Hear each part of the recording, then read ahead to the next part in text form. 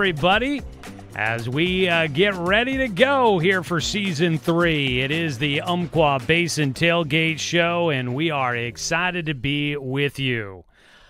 I figured out some things here. Welcome in, everybody. It's good to be with you. I am Joey Keyran. Joining me in the booth this year, Knight Ureski. This is the Umpqua Basin Tailgate Show, and this is our chance on Fridays to talk a little pigskin with you and get ready for what's coming up on a Friday night, on a Saturday night, on a Sunday, and into next week with Monday Night Football, and then it keeps going on and on and on. Welcome in, everybody, here from the Score Sports Closet. This is the Umpqua Basin Tailgate Show, presented by BTB Moving, providing labor services for your moving needs, veteran-owned, affordable, dependable, efficient, and careful.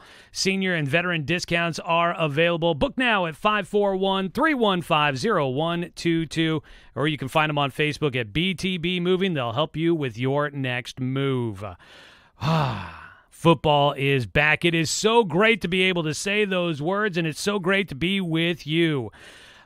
So happy to have you with us here in the Umpqua Basin, and so happy to have the newest addition to the station joining me, Knight Ureski. He is the new hire. He's going to be helping out. You're going to be hearing a lot of his voice, and he is going to be joining me throughout this Season 3 of the Umpqua Basin Tailgate Show. Knight, my man, welcome in to your first show on the Score. Thank you, Joey. You know, it's truly an honor to be here and get to share this with you. I know this is your thing, but I'm happy I'm like crashing the party. I'm Joey Light. That's what we can call me throughout the year. I mean, you've been a legend in this area. You could say you've been here a while, and so I'm trying to fill some big shoes here, but I'm just happy to be here and get to learn from you this year. Well, we are excited to have the addition. You are the newest addition to the station. We've had a few voices throughout the years, and actually, I think you might be one of the first guys to join me on the radio that's not named Josh.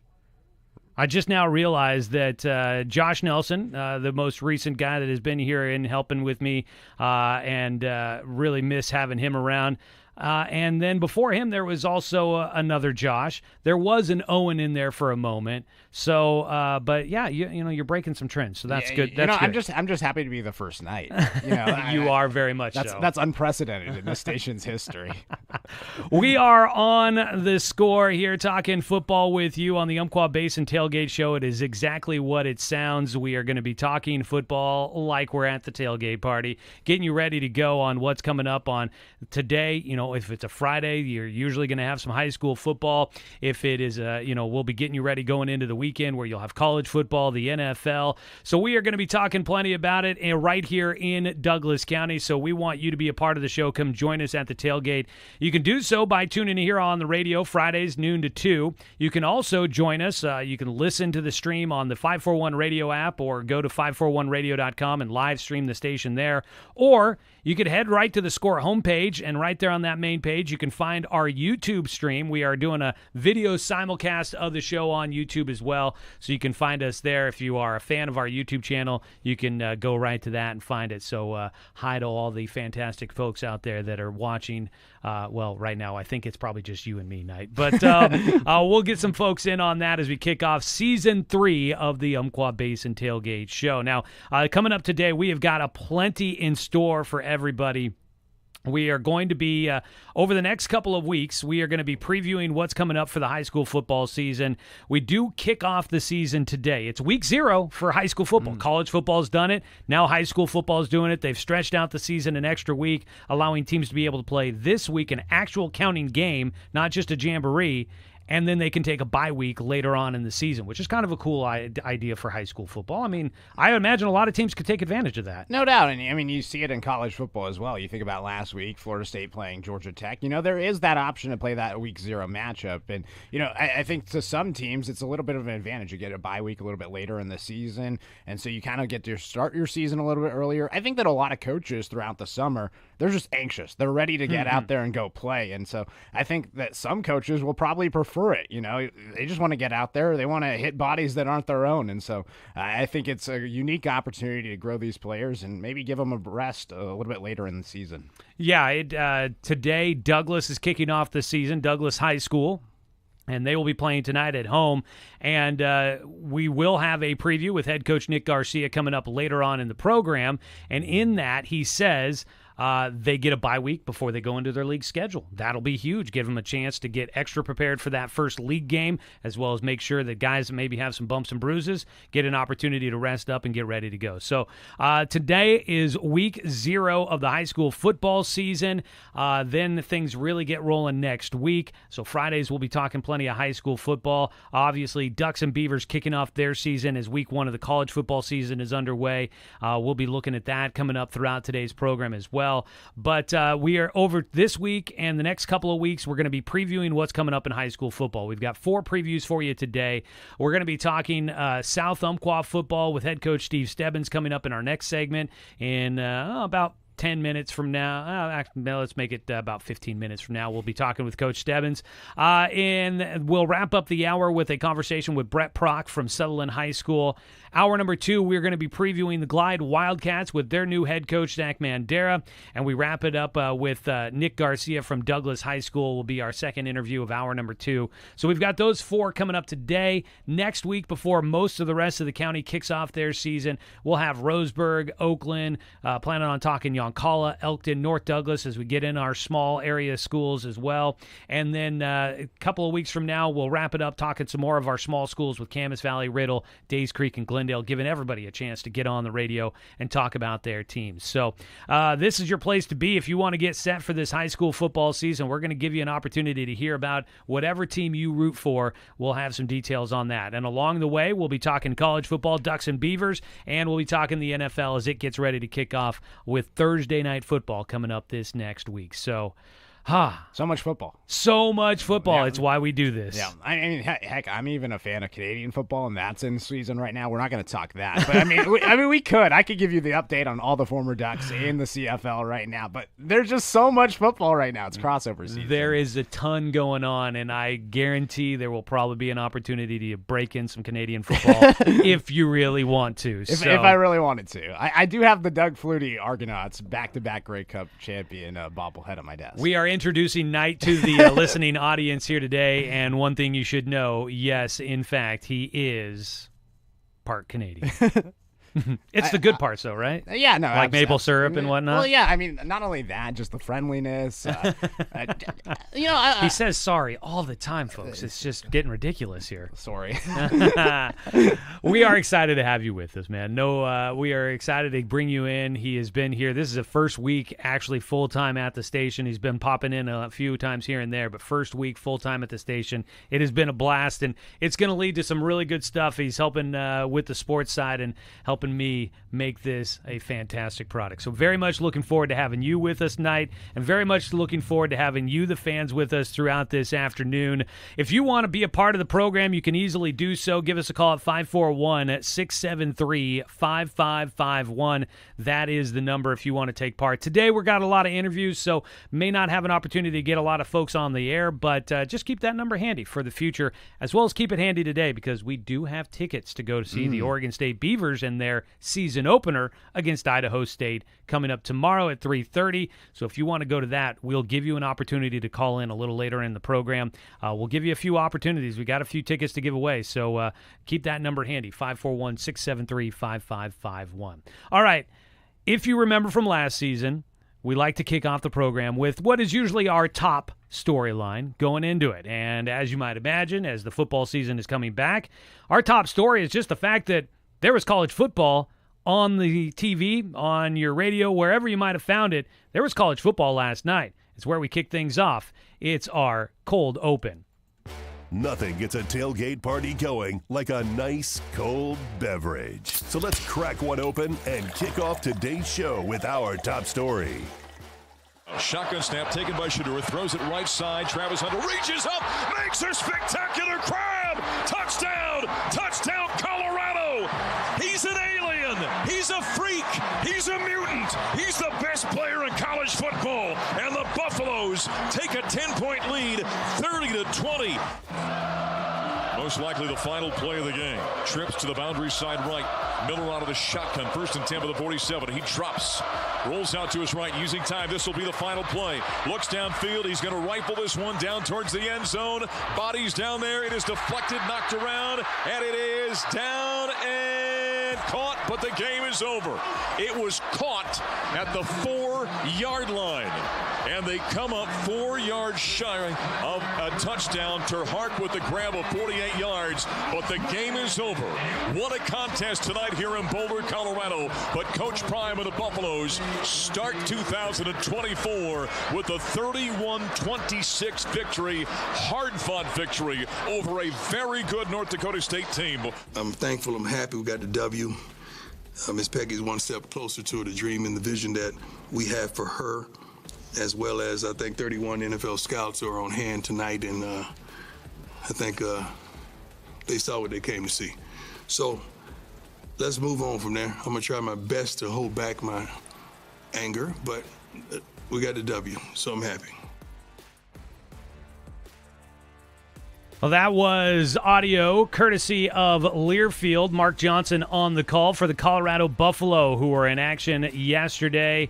Colorado outlasting North Dakota State in what was a pretty fun football game, and one of a few different fun. This early in the season, there's so many lopsided games, but we got a good one there. It was nice to see. And there at the end, of course, Deion Sanders talking about it. That man has been getting so many eyeballs, headlines. I was in our sports update yesterday talking about how apparently they allegedly claimed that Oregon was cheating because they tried to look at their practice film ahead of that blowout win for the Ducks at Autzen Stadium last year. There was no evidence. No evidence of any of that, by the way. Are you tired? Are you done with the Deion Sanders storyline? Do you like it? I mean, I like it. I think it's really good for college football. I think that the propaganda can get a little bit out of hands at times. But I think that it's a good thing that you have a coach that's so eccentric, somebody that a lot of people gravitate towards. You think about the just ascension of Colorado football right now. Like 3 years ago, Colorado football was a joke.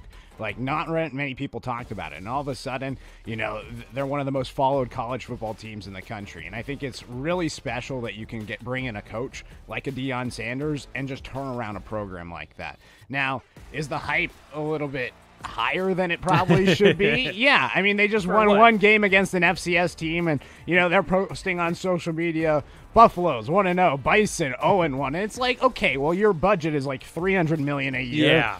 North Dakota State, as good of an FCS program Which as they are, they're very good. I mean, they've won 8 national championships.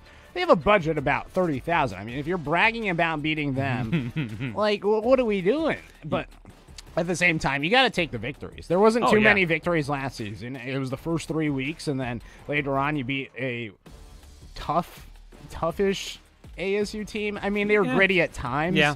But like it wasn't it wasn't like, oh my gosh, they beat like a really good Pac-12 team. Oh man, they team. knocked off ASU. Yeah, like, you know, ASU was gritty at times. They played Washington well, but that was a team that had been decimated by the transfer portal, new coaches coming over, and so not a very impressive win for a program that talks the way they do. And so I think that like there was a lot of frustration from last season, and to actually hang on and get a stop at the end, like the defense getting a few stops. You think about that first half, North Dakota State was having their way offensively, but they finally got some stops.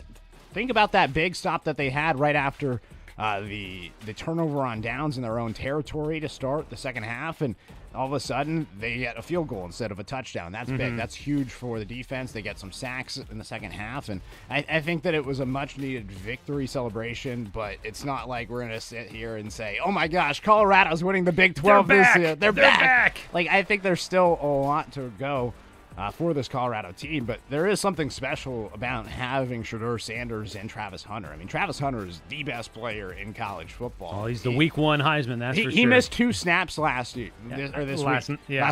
He missed 2 snaps. One was because his helmet came off. like he played both sides of the ball. He can do it all. That catch that he had in the fourth quarter, insane. Amazing. The highlight, that is that catch. Then the highlight there from Mark Johnson before the game finale. You look at their schedule. I mean, Nebraska, Colorado State was a close game. I mean, that was a competitive game last year. Oh, yeah. And then they get into Big 12 play, and I mean, it's a tough schedule. It's not easy. I heard him talking about it on Dan Patrick this morning, and like they were kind of poo-pooing a little bit. But I mean, Arizona is a top 25 team. Oklahoma State to finish out the year is going to be Utah. I mean, you saw what Utah. There's 6 ranked teams in the Big 12. Colorado faces them all. It's going to be. I think we're going to see similar to what we saw last year, where the hype train will build through the first 3 weeks of the season for Dion, who will continue to play the woe is me. You guys never counted us down. They put Nebraska as the favorite next week. Ooh. A 7-point favorite. Ooh. Dion just wants to play the us against the world card, and he plays it well. Yep. But I think by the time they start getting into Big 12 play, we're going to see where this team was just like they were last. They don't have the defense to stop better off. North Dakota State, good team, quality program, has won FCS national championships. Yeah. They got hit hard with graduations and players leaving. They are not going to be the hardest team on their schedule, and they scraped by. I don't see it happening this year. Yeah, shout out Cam Miller, though, North Dakota State's quarterback. I mean, he had a phenomenal game. He was 18 of 22, 277 yards, a touchdown. He also carried the ball 16 times, 81 yards, 2 touchdowns. I mean, he left it all. But, when you have an FCS quarterback doing that to you defensively, you got to be a little bit worried. Yeah. What happens when K-State comes? You have Avery Johnson out there. I mean, he can run the ball as good, if not better, than Cam Miller. That's the problem, is that they're going to face some good teams upcoming. K-State, Arizona, back-to-back weeks. You go to UCF, so you have to go all the way to Orlando for a game. I mean, it's just a brutal stretch going to Orlando, home against K-State, and then at Arizona. That middle portion of the season is going to be tough for them. Not even to mention, like you said, Utah at the end of the year, Oklahoma State at the end of the year. Kansas is good too. Yeah. It's a tough end of the year for Colorado.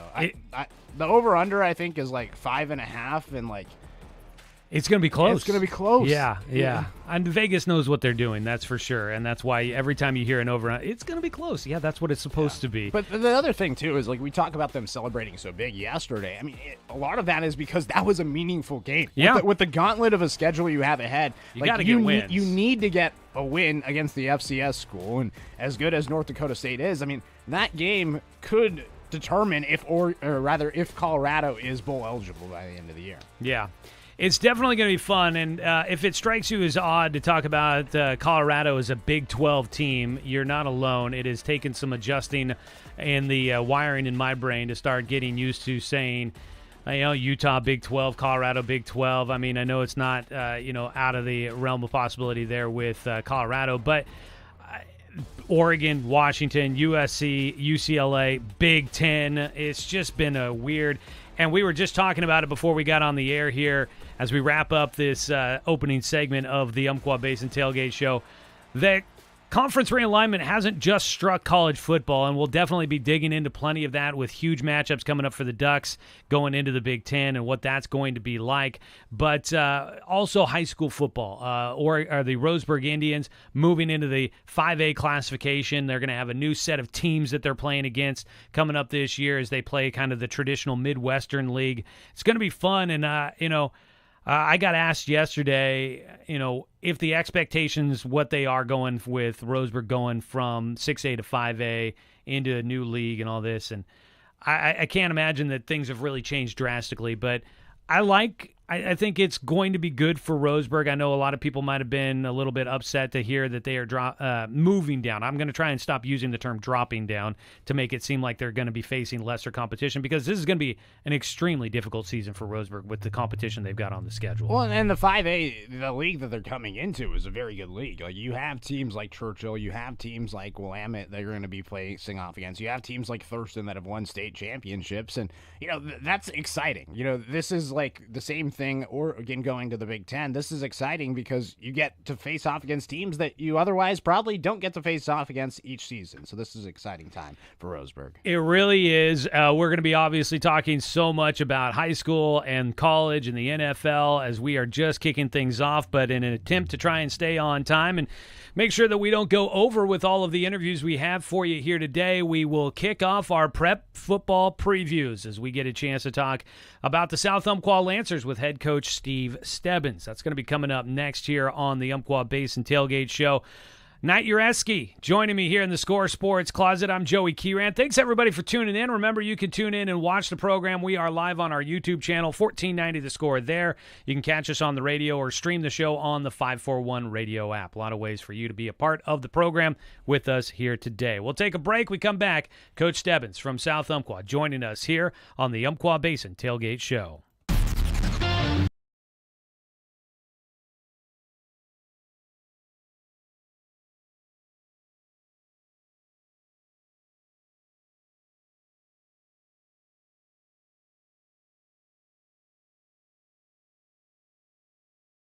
Douglas. In other volleyball scores, the South Umpqua Lancers lost in straight sets on their home court against North Valley. Yoncalla earned wins over Mapleton and Riddle before Mapleton picked up the victory over the Irish. Coming up today in prep volleyball, the Camas Valley Hornets have a pair of matches at the Dufur Classic, starting with Dufur at noon and Enterprise at 4 p.m. And the Riddle Irish face off against Triangle Lake at the Triangle Lake Icebreaker Tournament, starting this morning at 9 a.m. On the soccer pitch, the Roseburg boys suffered a 3-0 loss against Newburgh in the season opener at Finley Field. The Umpqua Valley Christian boys were shut out 8-0 against Valley Catholic. And the high school football season gets underway tonight for Douglas. The Douglas Trojans are hosting North Marion for a non-league matchup starting at 7 p.m. in Winston. Also on tonight's schedule, the Roseburg cross-country team heads to the Wilsonville night meet for some running starting at 6 p.m. Check out scores and schedules for local high school sports at 541radio.com. Well, in local college sports, the Umpqua volleyball team is back on the court today for a pair of matches in the Coach G Memorial Invite in Pasco, Washington. The Riverhawks squared off against Columbia Basin earlier with the match starting at 11 a.m. Tonight, though, they have a rematch against Lower Columbia starting at 5 p.m. The Riverhawks lost earlier this week on Monday in the season opener against the Red Devils in Longview. Umpqua then wraps up the Coach G Invite tomorrow with a match against Whatcom. Just a reminder, folks, Oregon and Oregon State start their seasons tomorrow in college football. Ducks versus the Vandals happening at 4:30. Beavers versus the Bengals happening at 3:30. I'm Nate Ureski with your Score Sports Update. Whether it's across town or across the state, moving is always a chore. So let BTB Moving help with your next move. BTB Moving is a labor-only company offering statewide services such as packing and unpacking, loading and unloading, piano moving, cleaning services, and 24-hour emergency services. BTB Moving is an affordable veteran-owned company here to help with your next move. Call 541-315-0122 or find BTB Moving on Facebook. That's BTB Moving for all your moving needs. Need an effective way to reach your target audience? Look no further than Lotus Media Group. Our multimedia advertising platform includes the News Review, Brook Communications, The Phone Source, and Umpqua Tech. Reach your customers through print, online, radio, and mobile devices. Our team of experts will work with you to create a custom advertising strategy that fits your needs and budget. From display ads to sponsored content, we have a solution for every business. Contact Lotus Media Group today and let us help you grow your business. LotusMediaGroupLLC.com.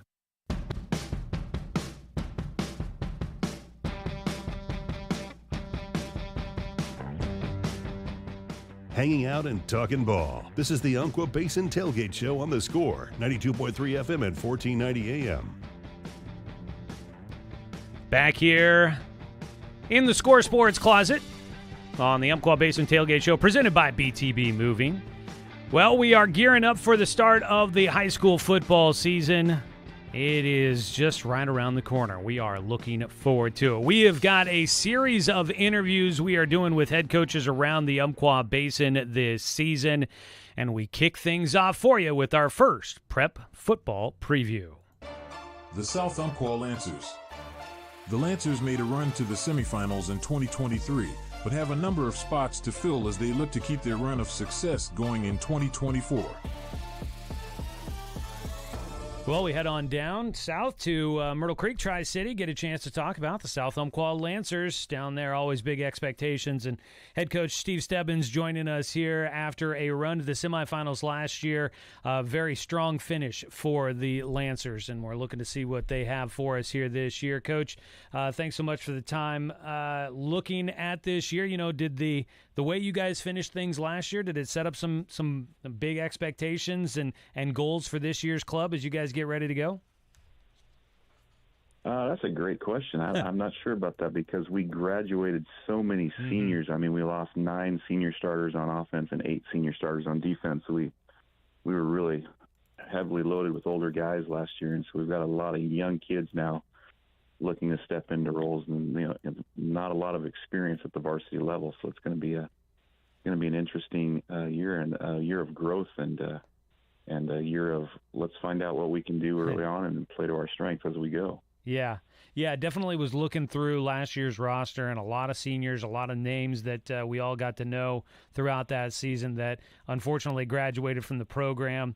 Looking at just trying to fill those gaps, it's always a process that every coach has to go through, but how has that been going for you guys, is kind of trying to identify the talent that you guys are going to be able to utilize going into this year?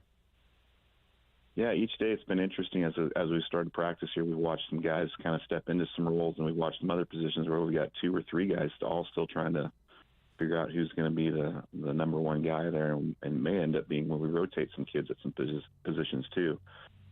It's been interesting to watch them grow, and then I like our freshman group that's come in. It's a big group, and there's a couple kids who are really talented who might even slip into the mix, and it's just been interesting to watch each day as they're grasping things, understanding things better, and now the pads are coming on, a little contact starting to happen too, so we're getting some separation there as who wants to get after it a little bit too. So it's going to be an interesting couple of weeks, and then luckily this year we get 4 non-league games before we even have to play a league counter, so we'll get to watch them grow as we go here. Yeah, definitely. I was going to say, always a fun time when the pads start coming out and you guys get to start popping a little bit there. Your program has had some success over the last couple of years where you guys have been able to go a little bit deeper into the postseason, which means more practice time, more opportunity to be around the kids. And are you seeing results of that, just the opportunity for those guys to get more practice, extra weeks of practice? Are you seeing that kind of help out as you're maybe now starting to backfill with JV guys coming up, that those guys have maybe been able to be out there and be a part of what's going on a little bit longer than some other programs? Oh, absolutely. I think it definitely helps getting those extra weeks in. I mean, that's just more practice time for kids, more time for them to develop and learn the game and grow in the system. I think it's awesome, and it's helped us a ton. I truly believe that over the years here. So it's gonna help those kids, and that experience and being in those situations, and maybe not being on the field so much, but experiencing it and being around it, I think helps us too. For sure. Definitely. I know that I did see it posted on social media, and, I look at the roster page, and there are some changes, it looks like, maybe within your coaching staff this year. Kind of tell us, catch us up on what's been going as you try to continue to put together a staff that gives you guys an opportunity to try and be as successful as you can on the field. Yeah, we kind of had a core staff for my first, 6-7 years, and then we've kind of started. Some guys have moved on and retired and done some different things. And the last year, Mike Johnson, who was our line coach from day one with me for the first 11 years, decided he was going to retire, and so we've had to replace him. And we've Jeremy Chapman, who's got a son in the program, who was an offensive lineman and All-American at Southern Oregon University, has joined our staff, and he's an SU alum. And then, unfortunately, Cody Gray and Bailey Johnson, both on the staff last year again, and SU alums that played for me, are back with us. And then Eric Johnson, another SU alum, who was my first quarterback the first couple of years, those 11 years, he's joined the coaching staff and helping out. And so it's a bunch of SU alums and me is what it is. But they're doing a good job, and my big thing is, and what I always look for in assistant coaches is teach them some football and be positive with them and help them grow, and that's what they're doing, and they're good with kids, and that's the most important thing. Well, there you go. That definitely sounds like you've found a way to get a well-rounded group there put together, and some guys with some good experience. As you guys are getting into it, you've had a little bit of practice here going in, and I know it sounds like a lot of new pieces, but tell us about just the guys you do have coming back that you maybe are able to lean on in a year where you might not have as much returning talent. You're probably going to lean on those guys a little bit heavier. What are you guys looking at in the terms of returners and experience coming back this year? On the offensive side, like I said, we graduated 9 senior starters, so we're leaning on Drew Camp a lot. He's the one returning wideout we have, and probably our most explosive, offensive player. We're going to try to find ways to get him the football. And then Austin Conkling and Jacob Ariano were kind of both shared the right guard position, and they're both back. But we'll move them they'll play 2 of our 5 line spots, just figuring out what the right mix is. We'll lean on them a little bit as far as the experience. Hayden Howard was a 2-year starter for us at center who graduated, but he was hurt a couple of weeks last year, and so Ian Spear is only a sophomore, but he's a big old dude. He's 6'1", 300-pound kid, and who got to play 2 or 3 games last year because of injuries. He's back at center, and he'll anchor that line there in the middle. He does a pretty good job. And then David Logan, who was Jacob's younger brother, who just played defense but got a lot of carries because of games he got in.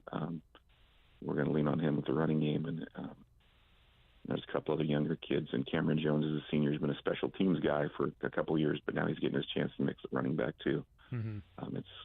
Those are the guys offensively we're going to kind of lean on. Who are there newcomers that have started to kind of catch your eye, or maybe guys that you knew about from the JV level that are now getting an opportunity to be a little bit more focused on, that are starting to catch your eye and that you're excited to see what they might do this year? Yeah, most definitely. At running back, with sophomore running back, is super talented. He's going to be a really good football player. Owen Chandler. He'll probably start on defense for us, and he'll get some. We're going to rotate guys at running back. He'll get some carries, and he'll do really good things.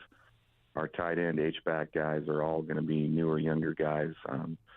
There's Corbin Lucier. There's Bobby Lee Jensen. There's Adam Wetzel. A bunch of guys in the mix there. And then Marvin Oppold, who used to be a South Umpqua kid, went to Douglas. Now he's come back to South Umpqua.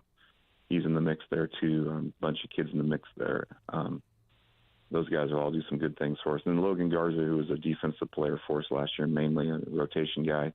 He's an offensive line guy. He's going to be a good football player. He's a senior, but he's very physical and moves well. Those guys are all kind of the new faces that are going to stand out. And there's some other guys who I think as we progress here are going to jump into the picture. It'll be interesting to watch as we go through these next 4 or 5 weeks. Yeah. Well, you mentioned that this year's schedule with changes from the OSAA allows you guys the opportunity to have some non-league games after a few years of having all league games for your entire schedule. I know we've talked about it in the past in these previews about how it's not necessarily the most ideal situation to go right into your league games. How excited and how beneficial is it for you as a coach and maybe for a team that's kind of trying to find its way early? How beneficial is it to have those non-league games to start out the year? I'm super excited about the non-league games. I mean, it was, last year it was easier because you had an experienced group and a group that knew the system and knew what was going on, and so it was kind of easy. And the way it was set up, it wasn't like we opened up with Cascade Christian to start the year, game 1, but someone did have to in our league at week 1 play a league game like that, and it's just nice to be able to build some momentum and figure out what can we do well, what do we need to improve on, do we need to move some kids around to make us better. It's going to be really good for this team, especially as young as we're going to be as far as the experience factor. This will be good for us, these 4 weeks of non-league games. It'll teach us a lot about where we are and what we need to go to work on. Yeah. And I know it's probably got to be a bit of an interesting balance for you because you cannot kind of use these as opportunities to maybe tweak a few things, play with a few things, and obviously get guys experience. But at the same time, those non-league games still do count against your record, and we know with the OSAA ranking system that your ranking going into the postseason, that's a big part of where you guys end up and your chances of getting into the postseason. So how do you kind of balance non-league, using it as an opportunity to kind of grow your team, but also knowing that you probably need to try and win those games as well? Well, if you're going to turn the scoreboard on, I'm going to try to win no matter what. So, that's part of it. But, yeah, there's a balance, and you've got to try to kind of play that balance a little bit. But with this group's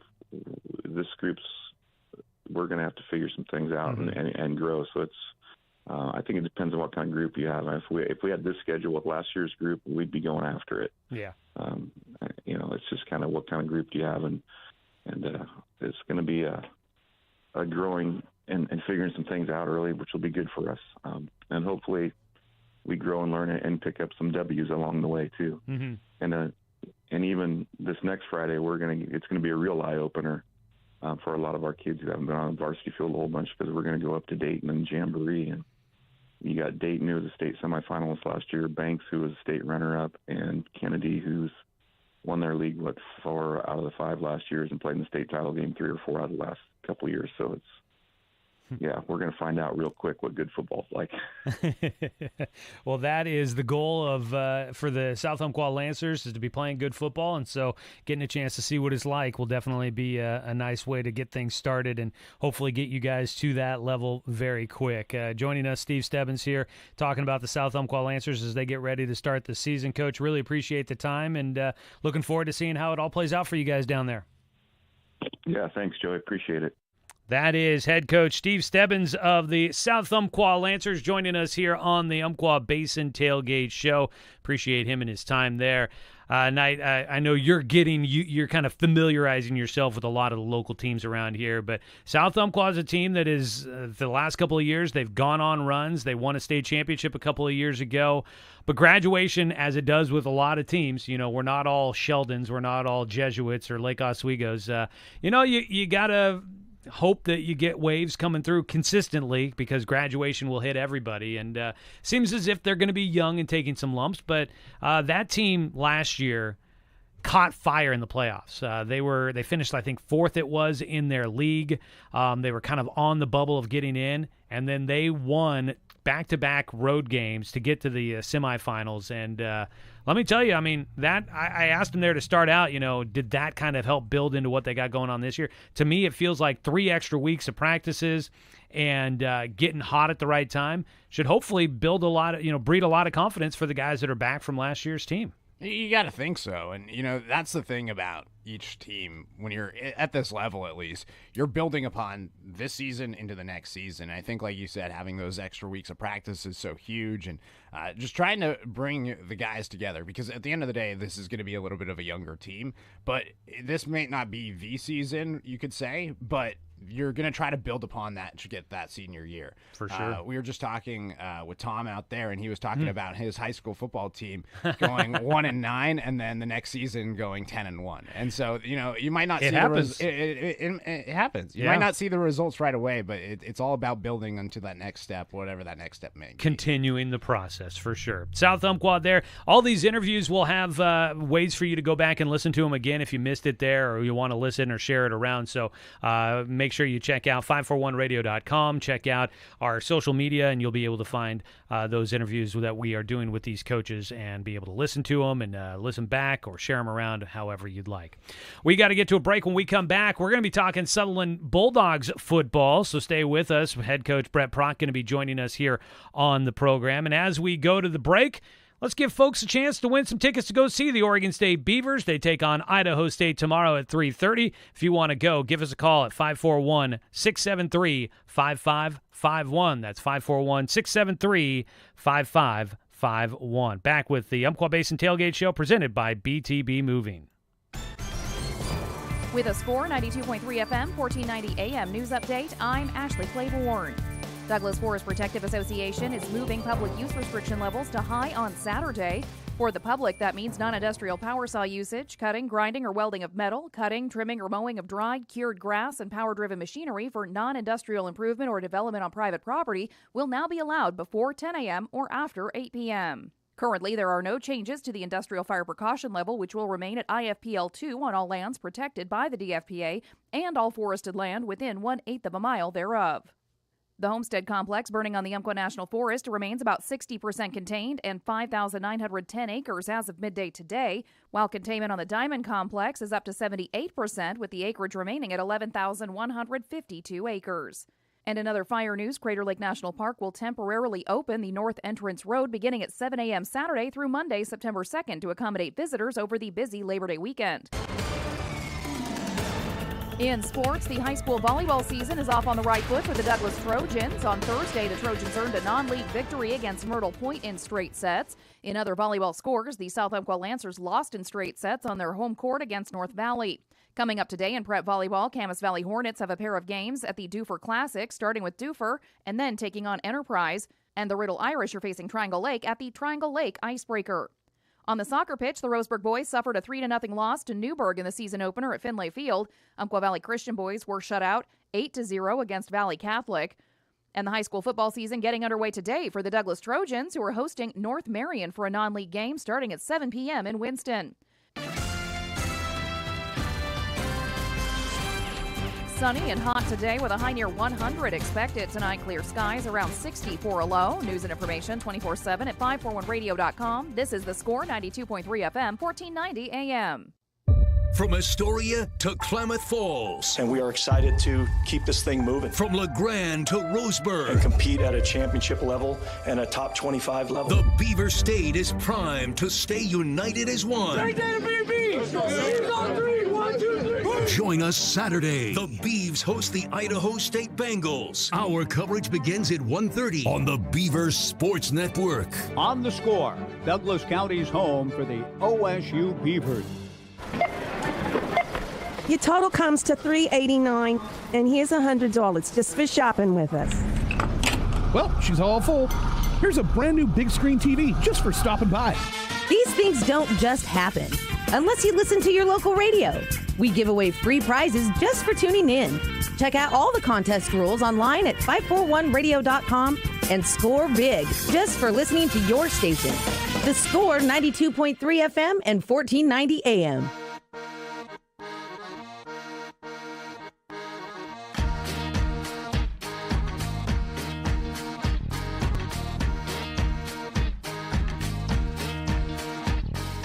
Come hang out at our tailgate party. Give us a call at 541-673-5551 or send us your thoughts on the 541 radio app or find us on Twitter at KSKR The Score.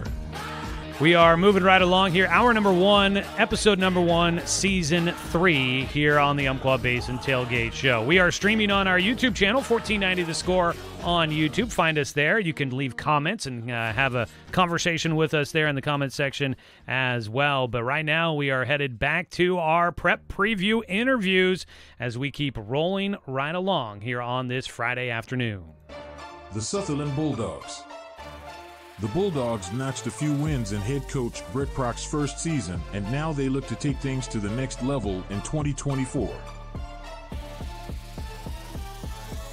Well, it's our turn in the rotation to check out with the Sutherland Bulldogs as they get ready for the 2024 season. Back for his second year leading the Bulldogs, we get a chance to catch up with head coach Brett Proc from Sutherland. Coach, first year in the books, a year to kind of be able to set as a foundation and hopefully continue to build off of, looking at how things went and what you guys are able to take from last year. How do you feel like things are going into your second season? We feel pretty well here so far this year. We had a great summer. We had 35, 40 kids meeting and lifting. We hosted a camp here in Sutherland with 4 teams. It was a 3-day camp. Had a lot of turnout from our guys. It was a great way to kick off our August. We did that in July before the moratorium. And then so far we've stayed around 40 here this first week of doubles, and we're feeling pretty good in terms of our varsity team. We have a younger team down below that's learning and getting better every day, but we're pretty excited with what we have coming back from last year. Well, it's great to hear that you guys got some of that buy-in there during the summer. As you guys gear up for kind of things getting underway here, I know practices have been underway for a few days, and you guys are getting close to starting to flip the switch towards that game week scenario. How are you guys looking with returning numbers from last year? It looks like it wasn't a huge senior class for Sutherland a year ago.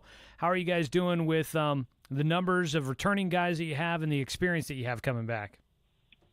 I think just saying kind of what we talked about just a second ago, I think we have a lot of guys coming back in the system that have a year under their belt, feel pretty confident in where they are. We do have some newcomers that are replacing, some of our linemen or skill guys last year. They've done a great job of stepping in and really being around, in June and July and in August here to kind of fill the gap. I feel like in terms of the system, specifically offensively, the kids are really dialed in comparison. And that just, is a year under their belt and spending extra time on their own, which is awesome to see. Have you noticed that things have maybe been running a little bit smoother year two, that guys, like you said, a little more familiar with the offense, a little more familiar with the playbook and how you want maybe practice to be run? Are things flowing a little bit up there for you guys? Yeah, absolutely. I think as with any change, and I was lucky to be taking over for, from Josh Gary, who did a great job, and he's still on staff and helps with our offensive line and defensive line. But I was lucky because we worked together for so long that I was able to kind of transition into that for the kids. So there's some familiarity there still, but then there's some new stuff that they've kind of had to learn as we go. And the first year, it was perfect for them to be able to use that year, to do so. And in terms of last year, outside of a few things happening, we were young, and I think most games went the way that we felt that they probably would, going against some of the teams that were older in our league. This year, you guys get the opportunity that things have shifted around a little bit with the OSAA and their structure of how the classifications are looking for this year and where the leagues are at. And, as you guys get ready for the season, you don't have to start right off with a league game. How do you feel about the fact that you guys will get a few non-league games in before you jump into your league schedule? Oh, I think it's fantastic. It gives our kids some time to kind of settle in. I think the urgency the last few years with having 9 league games, it's a different beast, having to be ready to go week 1 to try to put your best foot forward and try to win a league game right off the bat. It definitely leaves some room for error and improvement and teaching with having 4 non-league games. And, we've really been preaching to the kids that those 4 non-league games really do matter, though, with OSAA and ranking and everything. They do matter, but it does allow us to have some breathing room and work on our depth chart and allow kids to still get time without it being so important right off the bat. Talking Sutherland football here with head coach Brett Prock as we get ready for the season, high school football coming up. And, looking at maybe the development and the growth, what's been standing out to you so far as you guys are into practice? You have most of the team together here as you guys are gearing up for week 1 of the season. What's been standing out growth-wise, and are there any players that are standing out to you as to what you've seen so far through the first handful of practices? Yeah, I think we have a great senior class. There's nine seniors in this group, and they all bring a different element to the practice and to the games is what we're hoping to see. Obviously, Taj Flores, our quarterback, and we run in a system that allows him to kind of run and pass. He's done a great job of spending extra time. This summer he pulled double duty, playing Doc Stewart's, and then when he wasn't, he was around and working with those guys and working with me on, just kind of taking another step this year at that quarterback position for himself. Our backfield is all returning, so we'll have, 2 returning running backs in the backfield, Ty Terry and Tucker Mack, playing F and H.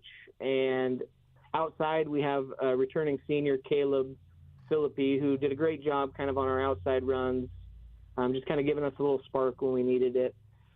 In terms of our line, I think we're a little younger on our line in terms of last year graduating 2 of our seniors. But this group is a really intelligent group. They've been really working together all summer and early in the spring. I'm excited to see kind of them grow every week as we go throughout this year. You bring up, maybe some newcomers there on the line. I was going to ask just kind of, additions, whether it be guys elevating from the JV squad coming up and looking to get varsity minutes this year, or any additions to the roster just based on transfers in or anything like that. Who might be some newcomers that folks might need to get familiar with pretty early on because they're going to be out there on the field for you? Well, Rylan Bryant was our center last year, and he was terrific. We had minimal issues there with snaps, whether it was under center or in the gun. So he anchors the line there from center.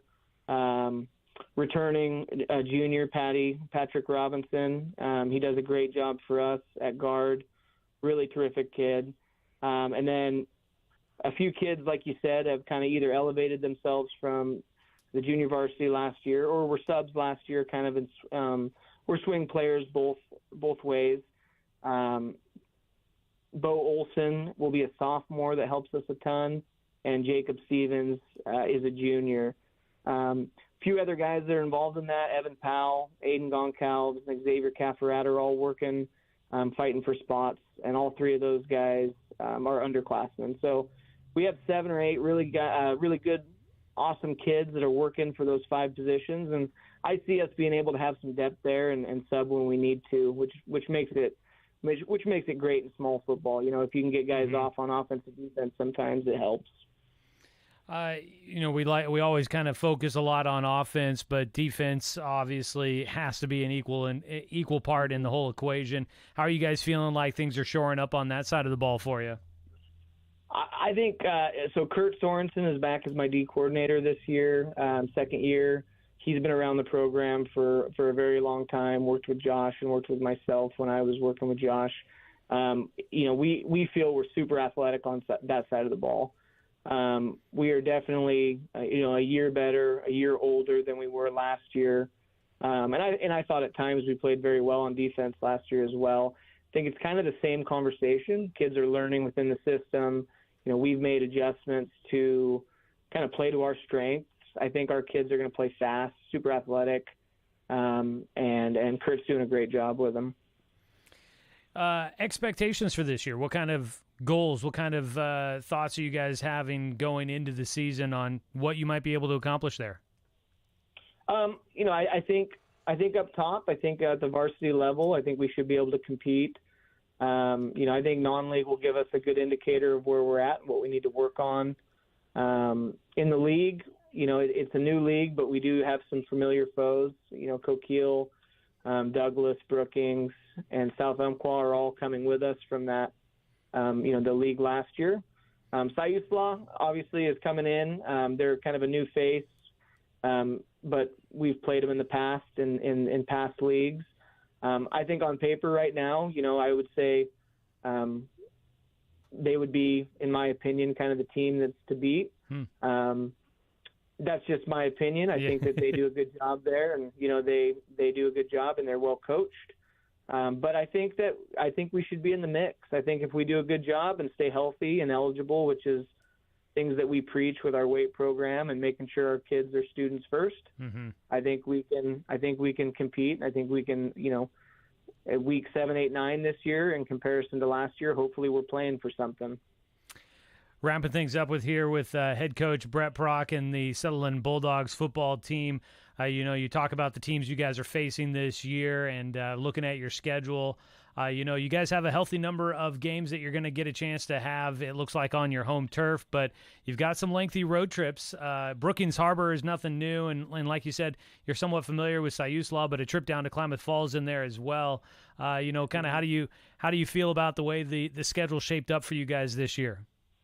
Oh, and Josh Grotting, our athletic director, and I met, and he brought this schedule for us. And to be honest, I really like it. Going to Klamath Falls is a lot better trip than going to Lakeview. Our boys had to do that week 9, nearly in November last year, and they got to see how cold it gets over there. But no, we've made the Brookings trip. I think our kids travel well there. It's been a few years since we've been to Siuslaw, but I feel like it kind of trains us for what could happen, week 10 if we make it. If we're on the road, we've done it. We've made long trips, and if we're at home, great, because hopefully we've done a good job playing at home this year. Well, we're definitely looking forward to seeing how things shake out for the Sutherland Bulldogs football team this year. Joining us is Coach Brett Prock. Coach, really appreciate the time, and best of luck to you guys out there. Thank you. Go Bulldogs. And that is head coach Brett Prock of the Sutherland Bulldogs. It's going to be fun. That competition in that league is going to be very, very entertaining to see how things work out. As Coach Stebbins mentioned, don't have to start off with Cascade Christian, who has been not the team down Yeah, maybe that's right. Why am I... Cascade Christian? Is that why? I don't know why I'm blanking all of a sudden on the name there. Yeah, that's right. Medford, yeah. Yes. Just dominant team down there? Yeah, Anyways. very, very good Yes. private school. No longer in their league, so they don't have to worry about that one. So we'll see how things go. But Brett Proctor. I'm glad you got there, Joey. Yeah, I got there. You know, we're getting all squared away and getting things. Much like you guys, we got to get ready through the preseason as well, and that's what we're all doing here together. We are previewing the upcoming high school football season. Well, we are wrapping up hour number 1 of the BTB Moving Umpqua Basin Tailgate Show. Again, you can book your next move with BTB at 541-315-0122. Knight Ureski making his debut on the program. He'll be back for hour number 2, as will I. I'm Joey Kieran, and we are looking forward to having you guys with us. More interviews coming up here on the Umpqua Basin Tailgate Show. For your Score Sports Update, I'm Knight Ureski. The high school volleyball season got started on Thursday, and boy, what a start it was for Douglas, as the Trojans earned a non-league victory against Myrtle Point in straight sets. Maddie Walker finished with 10 kills and 7 aces for Douglas. In other volleyball scores, the South Umpqua Lancers lost in straight sets on their home court against North Valley.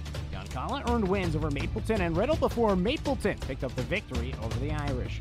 Coming up today in prep volleyball, the Camas Valley Hornets have a pair of matches at the Dufur Classic, starting with Dufur at noon and Enterprise at 4 p.m.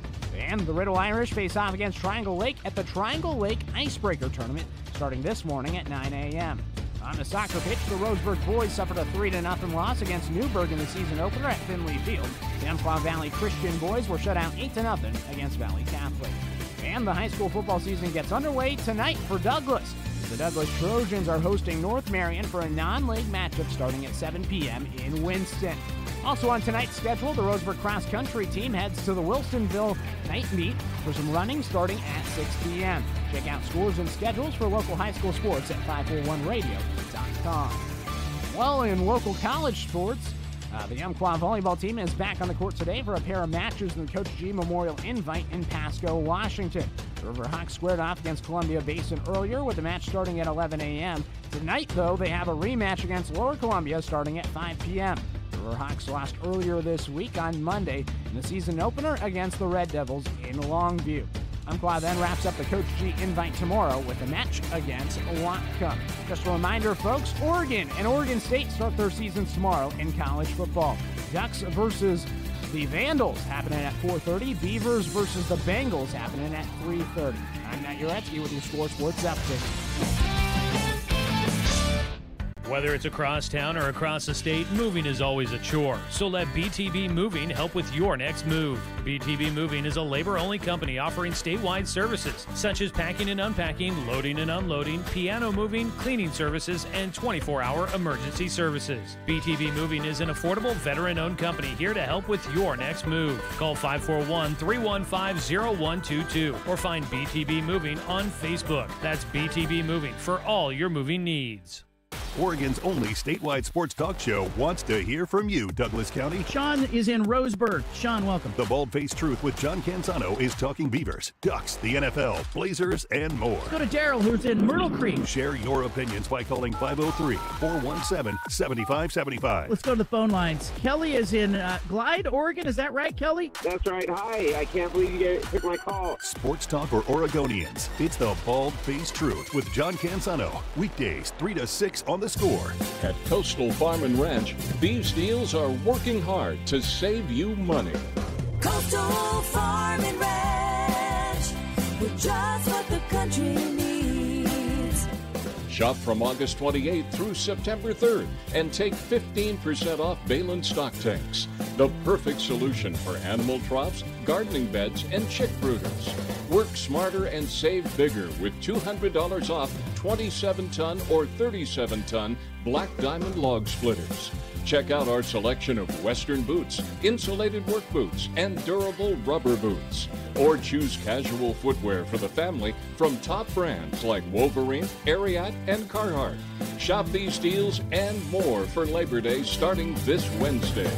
Coastal Farm and Ranch, with just what the country needs. Make the most of your Labor Day weekend with Coastal. Local sports talk in Douglas County. It's the Umpqua Basin Tailgate Show, presented by BTB Moving.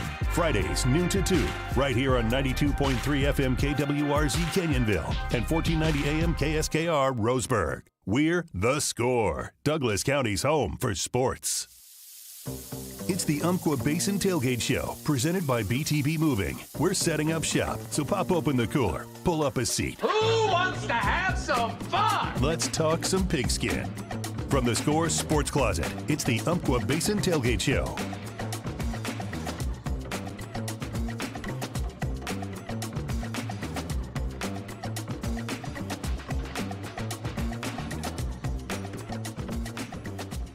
Well, that was quick. Hour number 2 of the program is underway. Welcome in, everybody. It's the Umpqua Basin Tailgate Show presented by BTB Moving. They provide labor services for your moving needs. They're veteran-owned, affordable, dependable, efficient, and careful, and they've got senior and veteran discounts available. Book now at 541-315-0122, or you can find them on Facebook. That is BTB Moving. They will help you out with your next move. We are moving right along, and we are kicking off Season 3 of the Umpqua Basin Tailgate Show. If you're just joining us, we are underway. You can find us here on The Score every Friday from noon to 2. We're also streaming on our YouTube channel. That is 1490 The Score on YouTube. You can find us there. Hit us up in the comment section. Let us know what you're thinking about when it comes to the upcoming football season, maybe this weekend. We'd love to hear your picks on the games, huh? Yeah, not only that, but I mean, we still have tickets. We're giving away tickets, and nobody's called us so far. Comment on YouTube. I mean, maybe if you comment on YouTube, maybe it's a little less frightening than calling in, but we have tickets to give away. You could find yourself at Research Stadium on Saturday. You could very well find yourself there. So we've got that opportunity to give away some tickets here. If you'd like, during this hour, we'll give you opportunities to call in. We've got more high school football previews coming up, and so all sorts of ways for you to get involved here. Yeah, you can call in for tickets. Hit us up on the chat on the YouTube. Use the 541 radio app to leave a message on there. Tweet at me. Tweet at the station. Joey Kieran on Twitter. JoeyKeeran. He's Knight Ureski. It is not spelled anything like it looks or like it sounds. Give him your handle. Knight, KNIGHT _ Ureski, JARECKI. I know. There's nothing like it. If you watch on the YouTube stream, you can see his handle there and find him, and we've been tweeting his handle out quite a bit. So a lot of ways, just get in touch with us. If you want to go see the Beavers, we've got opportunities. Hit us up, send us a message on Facebook. Search 1490 The Score on social media. You'll find our accounts there and be able to connect with us and give us your information. We'll send you to the game. Well, we got tickets to give away, so you want to go. And we will do that here throughout this second hour of the program. But also, what do you guys feel like is an acceptable outcome for this weekend's Ducks and Beavers games? We'll dive into a little bit more of that before we finish out the show. We've got more high school football previews to get to here this hour, but I think it's a reasonable question. Like, we saw top 25 teams play kind of their cupcake games yesterday, and Dan Patrick, I was listening this morning as I was getting ready, and he mentioned, I mean, there were 2 shutouts. Kansas gave up just 3 points. NC State gave up 21 to Western Carolina. Was the highest scoring game for a top 25 team yesterday. They were trailing at the end of the third quarter. It was close. In other words, top 25 teams dominated yesterday. So what's the expectation for Oregon against Idaho? Like, do they have to do similarly? Utah blanked Southern Utah 49-0. Like, does Oregon have to go out and pitch a shutout? Do they have to put up 50, 60, 70 points in this game? Well, I think that a wise friend once told me good teams win, great teams cover, and Oregon right now is favored by 6.5 touchdowns. So I think they have to do that. They have to do that. And I think that, like, if you look at last season and the way they were able to handle the non-conference, like, you got to expect a blowout type of win. Like, you got to expect them to score about 60 to 70 points in the game, and you got to expect that they hold Idaho to under 20 points. I think that Idaho can move the ball. They're a good team. They were in the FCS playoffs last season. They come in number 7 in the FCS rankings. I mean, it's a top 10 team in the FCS level. It's a good Idaho team. That being said, Oregon is a top 5 team in the FBS level. And is a national title contender. Yeah. Exactly. So I think that you can give a little bit of leeway with the defense, but the offense has to be there. You got to put up figures. So let us know what you think. Oregon State has a big one against Idaho State as well. First game of the Trent Bray era, the uncertainty surrounding that program, a lot of change from last year. So it's going to be interesting. We will break down more of that here coming up. But we want to jump back into our high school football previews here. While we do this is a pre-recorded interview coming up, so we'll be able to take your call off the air. Yeah, if you want to call in, 541-673-5551 is the phone number, 541-673-5551. Give us a call. We'd love to hear from you, and we'd love to give you some Beaver tickets. But right now, we continue our high school football previews here on the Umpqua Basin Tailgate Show. The Glide Wildcats. The Wildcats are under new leadership and will look to ramp up production as they embark on the 2024 season.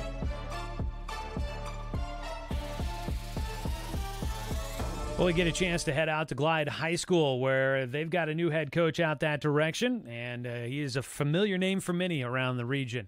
Zach Mandera, former Roseburg High School football standout, was a coach last year with the Indians on the sidelines, former Portland State Vikings football player as well, and he is now the head coach of the Glide Wildcats, joining us here.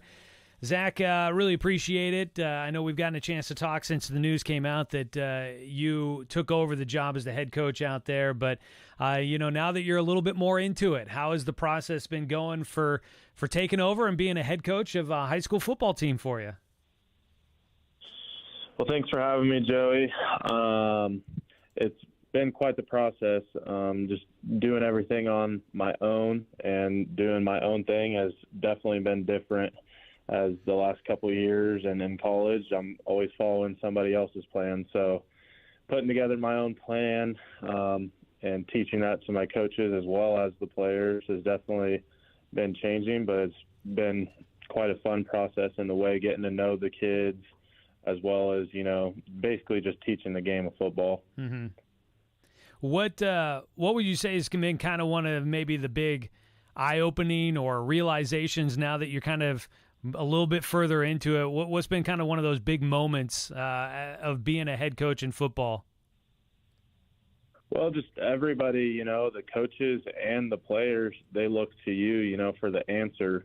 And so, just being last year as a defensive coordinator, mostly just the defensive players, were looking for my insight on things, but now it's the whole scope of everything, on the field, off the field, everybody's looking to me for the answer. So just making sure that I'm prepared every day with a plan to execute is basically just the main thing, going into every day, being super organized.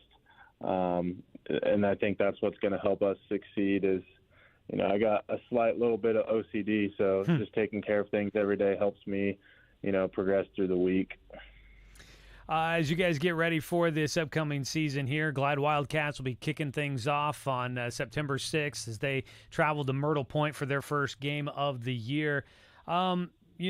I know every season, it's typical to go in and try to set some goals and outline kind of objectives for the year. What kind of things are you guys trying to set forth in front of the coaching staff, yourself, and your players? So with our first game, we don't know a whole lot about Myrtle Point. They played 8-man last year, and they went to the semifinals game. So we don't have a whole lot of knowledge on them quite yet. But, going into the season, we'll obviously have our own goals. And some of our goals are to spread the ball out a little bit and be explosive on the offensive side. We got a lot of kids with speed out here this year, and a lot of young kids as well, too. So I think as long as we can score a lot of points, every game, I think we're pretty well set. And I think we'll be able to do that, with only having 9 guys out on the field. It's a little bit easier to get the ball out in space. And so as long as we have a goal of, us coaches during the game and during practice on working on getting that ball to our athletes out in space, I think that's our main goal, is to give them the ball and let them do the magic and do all the work and score a bunch of points this year. That's one of our main goals. you mentioned the 9-man setup, and as a guy that played at Roseburg, 11-man football there, went on to college football at a Division I level, 11-man football. How kind of interesting has the process been for you of getting adjusted to what 9-man football looks like and trying to game plan for that? Yeah, it's definitely changing, same size football field and everything. I always have, people joking around with me, well, is it, a smaller field? You guys play two-hand touch, blah, blah, blah. But no, it's, same field and everything. On offense, we're basically, just taking a spread offense, and all we're doing is taking off the tackles. So, center, guard. We have a really smart quarterback in Ty Hellenthal. So that, is a huge relief for us coaches. He's able to handle a lot of things on his own and very quickly. The biggest thing that's really been a change for me is defense, which is kind of weird because I've played defense my whole life, and that's kind of what my focus has been on. But, being on a 9-man team, defense is a little different because now you don't know exactly where to take that guy off, on the field. And so it really just is going to depend week to week on, what we see from the opposing team, what we see on their offense, and being able to navigate where to take guys off the field, whether it be a D lineman, linebacker, or a outside back defender. That's really been the biggest part adjusting is defensively. You just got less guys on the field with more space, and so that's why you always see all those big scores, 70 to 60 or 60 to 50. It's just hard to defend all that space with two less guys. So, talking with Zach Mandera here, the new head coach out at Glide High School, as he gets ready to lead the Wildcats with their season coming up here, starting on the 6th. You talk about kind of a little bit of what you want to see this team be able to do offensively and the challenges on the defensive side. But, as you're getting to learn this roster and getting to learn what you have out there skill-wise, what do you feel like will be strengths for this team in this year? With one, to spread the ball out with 9-man football, we obviously want to be a little bit quicker with trying to get that ball out into space. So just having a center and guard, we want those guys to be a little bit quicker, a little bit more knowledgeable of the game, so that way we can work up to the second level quicker with just 3 guys. Obviously with 9-man football, if we're running spread, we'll be able to dictate what we want to do. So if they want to load the box, then we'll get the ball out. If, they want to spread it out, now we can try to work the box a little bit. But yeah, we got a couple of strong guys in the middle, and they're all juniors or sophomores. We have Logan Sandoval. He'll be a guard for us. Riker Irvin will be a guard for us. Those guys are very strong and very quick. They're also very smart football players. But I think our biggest weapons are going to be our skill guys. We have some depth at receiver. Like I said earlier, we have a very smart, intelligent quarterback who's going to really lead things for us, and Ty Hellenthal. And then we have a little bit of depth at running back as well. But like I said, with the receivers, we got a young group of kids with our receivers. We have a freshman that will potentially play a lot of snaps for us. He's one of our fastest kids on the team, and he's a very knowledgeable kid. Just this summer, he played in the eighth grade All-Star game for the state of Oregon up at OSU. He's a very, very smart kid who will like to get the ball to, as well as Jaden Williams. He'll be a senior. He's a very fast kid as well. We'll be able to move him from receiver to back to whatever we want, basically all over the field. He's got a little bit of utility to him. But, yeah, we're just basically going to try to get the ball out into space. We got some depth with those receivers so we can really sub in and out if we need to and get them some fresh lungs. And that's basically our game plan, is just to be a little bit quicker than most teams. Just watching film on some of these 9-man teams, a lot of them are a little bit slower pace, huddle every time, come out in the I formation. So I believe with our game plan with spreading the ball out and kind of running the hurry-up offense, I think we'll catch some teams off guard. You know, it's going to be kind of fun to see how that game plan works out for you there. And I know you're getting kind of settled in. It's kind of a quick process, and knowing that last football season you were focused on a different team, so you didn't necessarily have a chance to follow a lot of what Glide football might have been doing. But you know, who would you kind of say are the big guys who are coming back for you? And have you guys done much when it comes to like bringing in new talent? I know you mentioned freshmen coming in, but has there been any influx of guys maybe moving into the program or any kind of new additions to the team this year? Yeah, so last year they were still pretty young. They had a couple of seniors last year that had huge roles for them that played O-line and D-line. So we're having to fill in guys for those positions. Ty Hellenthal's coming back. He played the same positions that he will this year at quarterback and outside linebacker. A couple of the guys that are returning that had big roles were Ty Hellenthal, Lucas Miller. He's going to be a receiver corner for us. He was one of their big playmakers last year, as well as Adrian Brown. He'll be a good running back for us. He got the ball quite a bit last year. But, you know, the biggest thing is, you know, new head coach and new system. So all these kids are learning, you know, completely new things. So we're having to go a little bit slower. That way everybody gets things down just because everything's brand new. We have a couple kids coming from other schools that should have an impact for us right away. And Braden Jones, he was a freshman at Roseburg last year. He'll be a sophomore this year for us, and he should be a good playmaker for us and receiver and safety, outside linebacker. And then Josh Scott, he was a receiver / quarterback down in Riddle last year. He will also be a sophomore.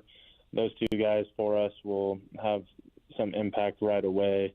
And like I said, we're super young, and so it's kind of nice to see that a little bit. We're not just young, but our younger players also will have roles this year with our varsity team, and so getting all that experience this year will just help us tremendously down the road, you know, when they're sophomores, juniors, seniors. So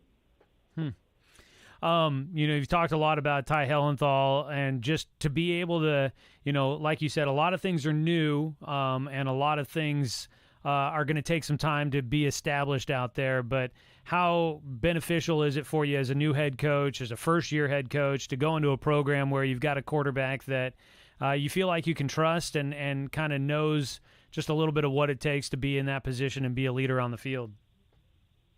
It is a huge, huge relief. You know, just going to practice every day, knowing that one of our biggest leaders and, you know, main leaders on the team is the head of the offense is super relieving. You know, all it takes for me is when we're installing plays or going through offensive periods is, you know, just to have a quick 30-second talk with Ty, you know, about things that we're going to do, and he just gets them right away. And so being a head coach and having a quarterback like that is just, it's super, super helpful. And, you know, whether it be the way we're getting plays in or, you know, calling pre-snap adjustments at the line, that's just stuff that you don't typically see out of kids at the high school level. And so having that not only will help me, but it will help the rest of the team be able to go quicker and learn and adjust much quicker. We'll wrap it up with Zach Mandera here. You know, I'm looking at your schedule here real quick. You guys did not get any favors done with the schedule makers here. Only 3 home games on the schedule this year, and a lot of time on the road. What do you make of your first year of high school football as a head coach? You guys are going to be the underdogs on the road quite a bit. Yeah, we don't mind that. I feel like we're gonna adjust pretty well to adversity. You know, having 6 away games, we're going to be traveling a little bit, especially a couple of the games we're going to go a little bit further into the state. But no, I like our group a lot, and I'll be excited for the 3 home games that we have to show Glide community what we've been working on. Looking forward to it for sure. Zach Mandera from Glide High School, first-year head coach out there, taking over things for the Wildcats. Zach, I appreciate the time, man. Best of luck to you guys this season. Thank you very much. Zach Mandera, again, joining us here on the Umpqua Basin Tailgate Show, presented by BTB Moving. Appreciate that. Really looking forward to it. Zach, former Roseburg Indian, graduated, went on to Portland State, got a chance to play Division I college football, and I mean, he was a finalist for the Roseburg job. I was a chance to be a part of kind of the decision, or I wasn't a decision maker, but I was part of the process of kind of vetting some of the possible coaches for Roseburg. And Zach really blew me. He was very impressive. I had my concerns with how young he was, and I think that was kind of the biggest red flag for everybody, knowing he's just out of college. But he came in very well prepared, and I think he's going to do a great job out there at Glide. I'm excited to see what he can do and kind of what kind of energy he can provide for that program. But really cool to see. What's cool to me, and I know these are going to be names that you maybe haven't heard before. I mean, Zach Mandera, I know you kind of got a little familiar with his name, but he's got Carson Ellis and Colin Warmoth that are helping him out there, a couple of other former Roseburg guys that were classmates with him around that same time. And so it's really weird for me because these are guys that I broadcast their games as high schoolers, and now they're coaching at a local school. And it's cool to see that they have come back around, but it's also very weird and making me feel slightly old. I mean, it's cool to see. I mean, you think about right now with like Oregon State, they have 4 coaches on their team that are former Beavers. And even though that Mandera is not necessarily coaching for Roseburg right now, he has a lot of Roseburg area kids, Douglas County kids coaching in Douglas County. And I think that's a cool connection to have. And it just speaks to the community that exists here in this region. And yeah, I think it's cool that someone like him wants to come back and give back to this community. For sure. That's exactly what I was just thinking. It's really cool that he's, back here making an impact in the area where he grew up and became, a little bit of an athletic star himself. He was a fantastic athlete through his time at Roseburg High School, baseball and football there. And a lot of fun to cover, and looking forward to seeing what he can do out there with the Glide Wildcats this year. We got to get to a break. When we come back, we've got one more preview to go on today's program as we continue to get ready for the high school football season. Coming up next, we're talking Douglas Trojans, and they kick off the season coming up tonight. So if you're looking for a little bit of football fix, you can head on down to Winston and catch the Trojans in action here this evening. We preview the season with their head coach. That is Nick Garcia, who's going to be joining us on the show coming up next. But as we go to the break, want to let everybody know that you can give us a call and you can win tickets to go see the Beavers. It's super easy. You don't have to answer a question. You don't have to be a certain caller. Just give us a call. We got plenty of tickets to give away, and we want to send Beaver fans to the game. So 541-673-5551. Give us a ring. We've got tickets for you. 541-673-5551 is the number. We'll be back after a quick break here on the Umpqua Basin Tailgate Show presented by BTB Moving.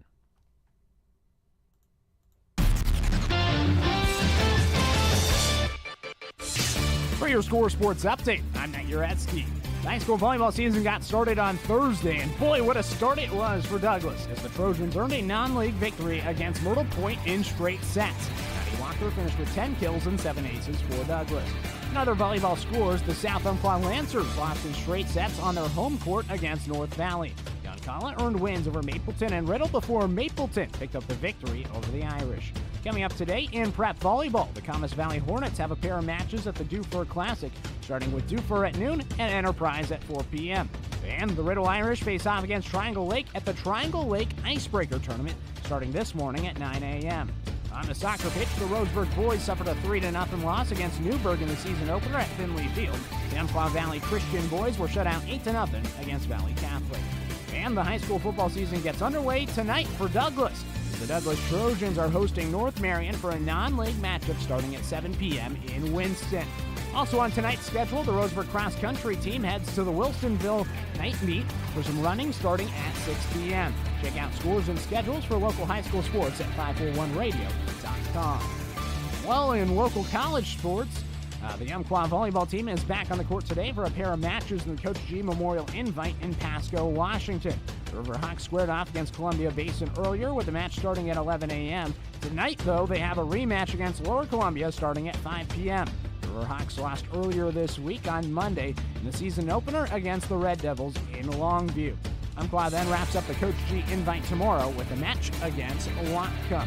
Just a reminder, folks, Oregon and Oregon State start their seasons tomorrow in college football. Ducks versus the Vandals happening at 4:30. Beavers versus the Bengals happening at 3:30. I'm Matt Uretsky with your Score Sports Update. Whether it's across town or across the state, moving is always a chore. So let BTB Moving help with your next move. BTB Moving is a labor-only company offering statewide services such as packing and unpacking, loading and unloading, piano moving, cleaning services, and 24-hour emergency services. BTB Moving is an affordable, veteran-owned company here to help with your next move. Call 541-315-0122 or find BTB Moving on Facebook. That's BTB Moving for all your moving needs.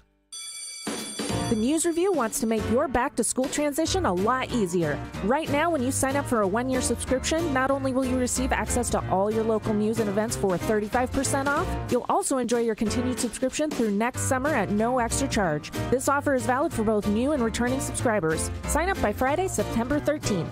Call 957-4244 or email circulation@nrtoday.com. Make sure to mention the phrase back to school.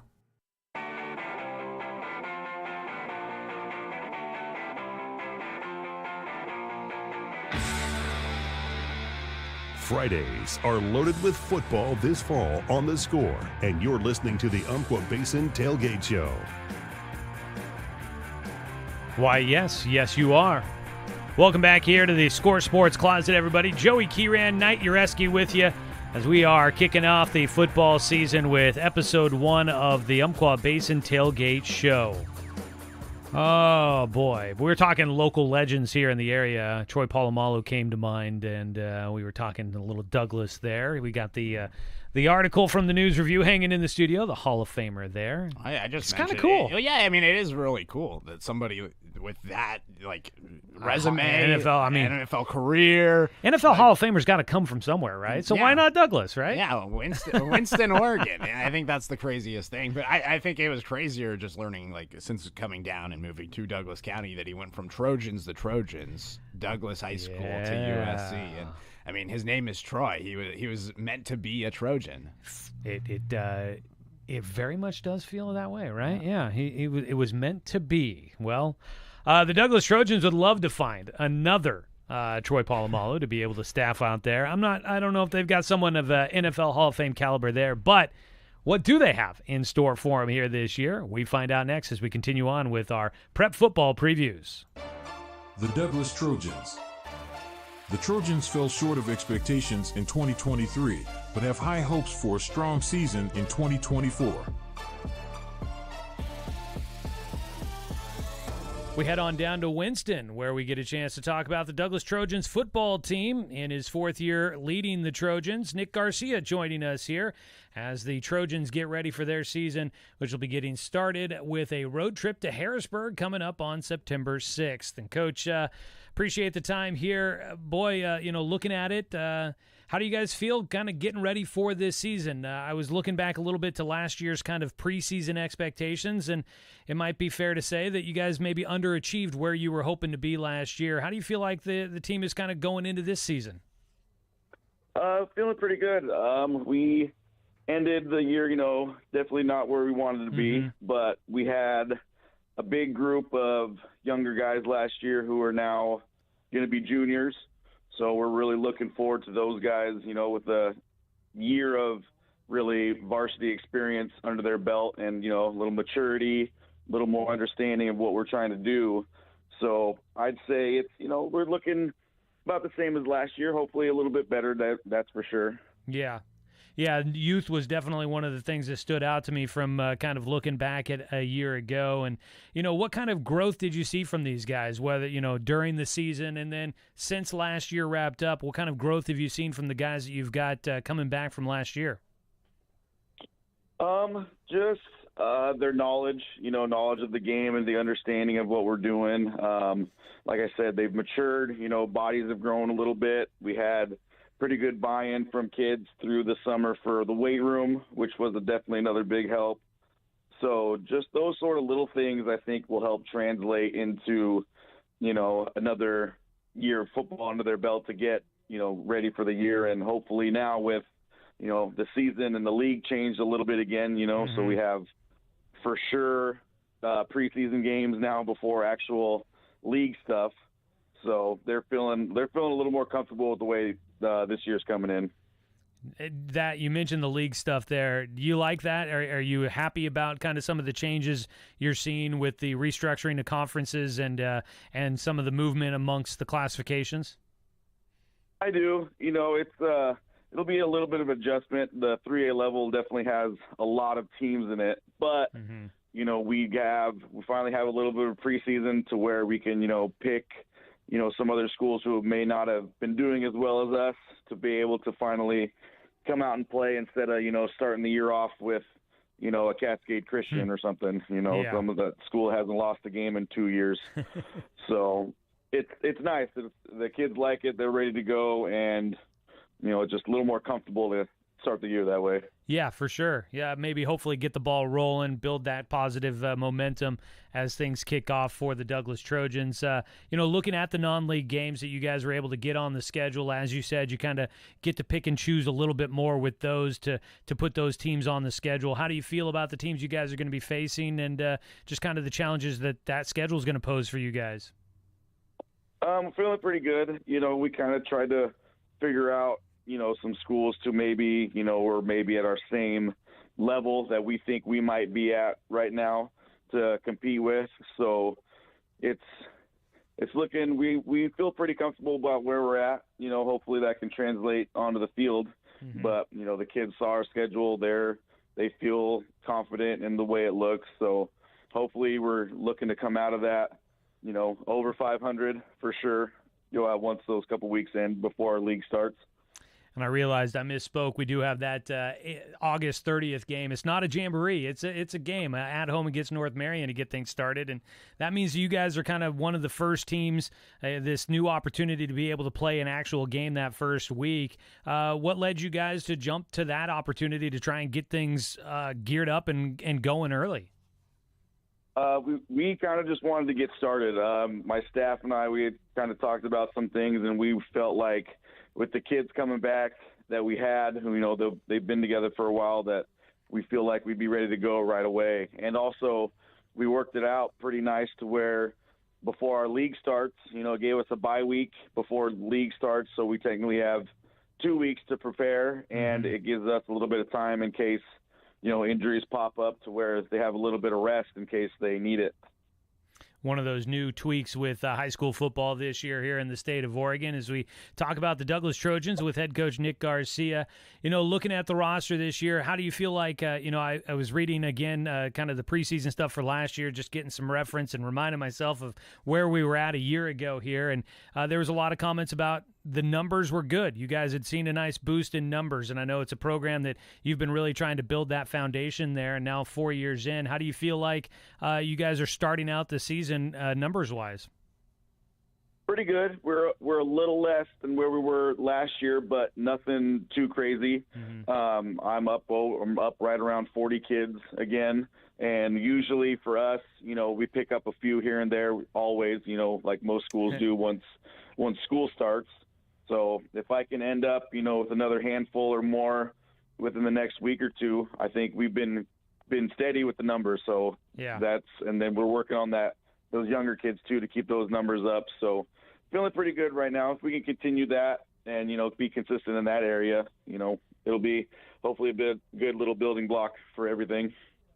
How are you guys looking at coming back from last year? You had a lot of youth. How are you guys looking at the number of guys that are coming back that are going to have experience, and what are the numbers, or I guess kind of what's the feeling with the returners that you have from last year? We're returning pretty much, I'd say, minimum 2/3 of the kids who saw the field last year. We had a good little senior group, but we played so many of those younger guys, like I said, through injuries and our numbers, that these guys got good experience, and hopefully, with that coming into it, they know what to expect. They've seen that. They've seen how progressively the game gets faster the older they get, that they know what to come in and what to expect. So we're looking pretty good. Those guys, I feel like, know what's expected of them and know their roles and know their responsibilities, because that's a lot of stuff we've emphasized and talk about you knowing your role and understanding that everybody's got a job. Mm-hmm. So it's looking good. They're buying in. We've had a good couple of days, that's for sure. So I'm hoping to continue to build off that, hoping, day 1 and 2 are just as good as when they roll around for day 20 and 30. So What? Who are some of the names that have been standing out to you from that returning group that are guys maybe you have high expectations or have been standing out here early on in camp? Reese Willis, he plays basketball also, but he's a kid who's got, a great body for football. He's about 6'3", 185 pounds, so he's going to help defensively on the line and offensively playing wide receiver. Nalo Driscoll is another one who's another receiver for us. And then we got a couple of transfer kids who came in who are going to hopefully help. Connor Hahn, he came from Roseburg. And then Ryder Sawyer, who's going to be our leader on offense, who's going to play quarterback. He's a tall kid. He's ran the same stuff since he was in 5th grade. So he knows what we need to do and understands the offense. And hopefully with our stuff and everything like that, with our coaches and everything, he'll be able to really put that together as our full first-year, starter. Yeah. I was going to ask about newcomers as well. Every year, every high school team has to plug some holes after departures from the roster. Any other newcomers that have been standing out or guys that you maybe have some high hopes for that are kind of starting to shine a little bit there? Yeah, we have a few. We got Neil Kelly. He played last year a good amount, but he's been putting in a lot of work with our coaches this year on and off the field, through the weight room and through 7-on-7 and those summer practices that we've had. Let's see here. Who else? Landon Perez, Devin Taylor are going to help a lot on defense, I think, also. Coming in and playing those corner spots. It's just a lot of those guys, like I said, have been playing those spots for a couple of years, and they've just been kind of, young kids learning the game. And now coming into this year, they've put in the work to where their bodies are strong, minds are figuring it out, that they're stepping into those roles, and they've been talking about it, the last 3 months. Once school got out, like, this is what I'm looking forward to. What can I do to get better? And the communication part has been better too. So it's been real helpful. Well, definitely looking forward to seeing how things continue to build there for the Douglas Trojans down in Winston. Coach Nick Garcia joining us here. Coach, really appreciate the time and wishing the best of luck for you guys down there as you look to get things started here early. It's going to be fun to have football coming up next week here in the Umpqua Basin. Really appreciate the time and looking forward to catching up and talking about good things for the Douglas Trojans later on. Awesome. Appreciate it. Thank you very much. That is head coach Nick Garcia of the Douglas Trojans joining us here on the Umpqua Basin Tailgate Show. I'm excited just the fact that they are playing tonight. Good for him. Douglas is playing tonight. Camas Valley plays tomorrow in the Dufur Classic. That's always kind of the way they kick off their season. It's really cool, by the way. They go to Dufur, and they've got a big field, and I think they teams camp. And then they get up and really? play football all weekend long. That's a cool tradition. Yeah, it's a pretty cool tradition there. Granted, these are small schools, so they got 8-man teams, so they got 16 guys going. But still, that idea of going on the road with your team, camping out before a game, you got to think that's one of the best team bonding activities you could think of to start a season. I would think so. So it's funny, during football media days, there was some Oregon players talking about how they just wanted to sleep in the Oregon football locker room. They just they love football so much they just wanted to be at that facility all the time. Could you imagine being a player and just getting to sleep on the field and then go play a game on there right That afterwards? would be something. Some kids out there would probably love that experience. Oh yeah, definitely. I remember one year my high school season, we actually a group of us, we slept outside overnight on the pole vault mat at the foot, because it was football track and everything, and we just we're all yeah, let's just go hang out at the field, and we hung out all night, and then everybody just crashed.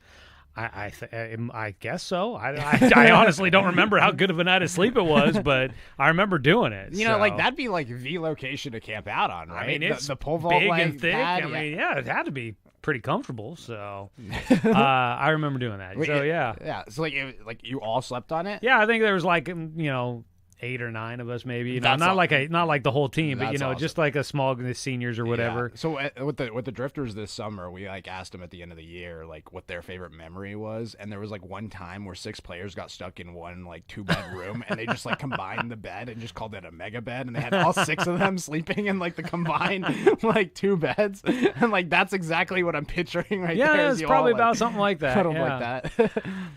And the sad thing is, well, maybe it's not sad. I mean, I did it, but I literally lived like less than 5 minutes away from where the high school was, so it wouldn't have been that hard to get home. But I did that. It was a good memory, core memory of my high school football playing days. And you're still thinking about it today. I do, man. It was fun. We hung out all night together. So, the Douglas Trojans are going to be hanging out tonight out at Winston there at Douglas High School, hosting tonight. Let me get the name right, make sure I don't remember it wrong. North Marion is who they are hosting tonight. We'll see how things get started for the Douglas Trojans.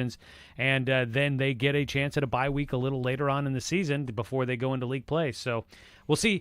This is the first year teams have had that option to play an actual counting game this week versus just doing a jamboree or a scrimmage and then starting next week. So we'll see if that works out for teams to be able to kind of have that built-in bye week and what that does for them going forward. So speaking of going forward, coming up next, we are going to talk Ducks and Beavers as we get ready for their season openers coming up this weekend. We'll take a look and give some of our expectations for what's to come. And it's your final chance here on the air to try and get some tickets to go see Oregon State in their season opener. They're free. Just call.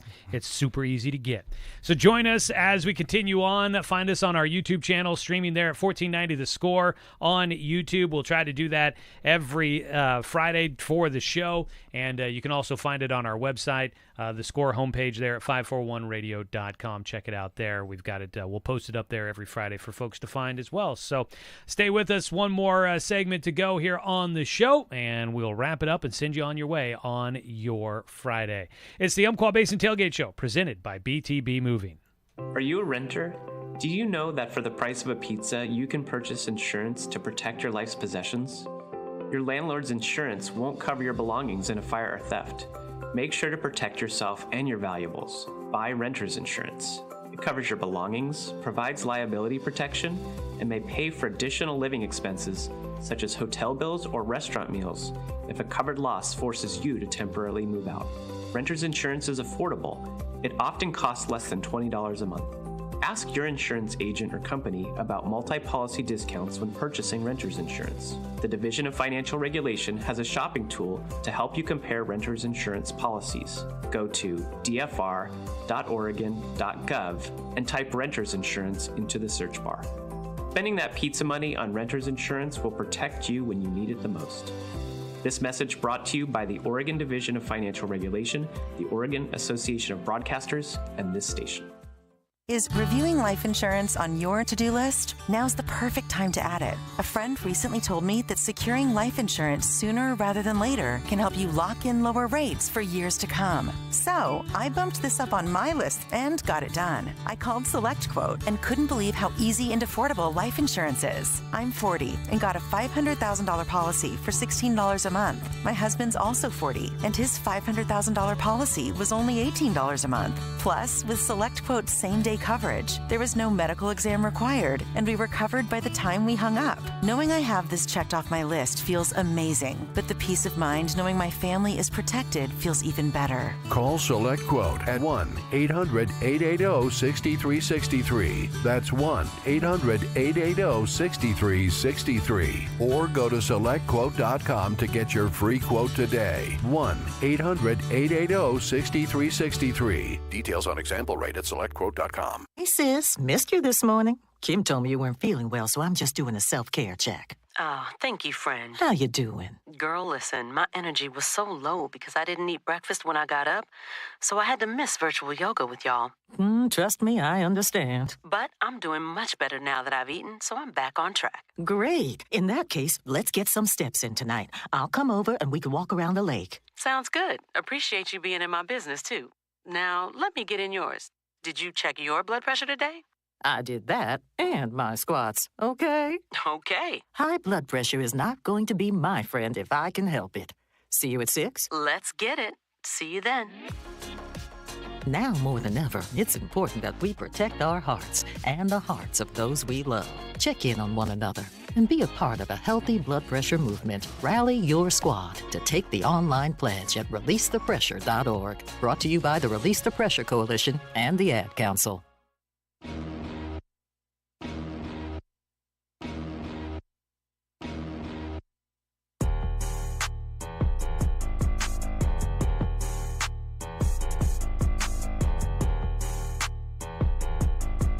Chilling at the tailgate party, getting ready for the games. This is the Umpqua Basin Tailgate Show, presented by BTB Moving.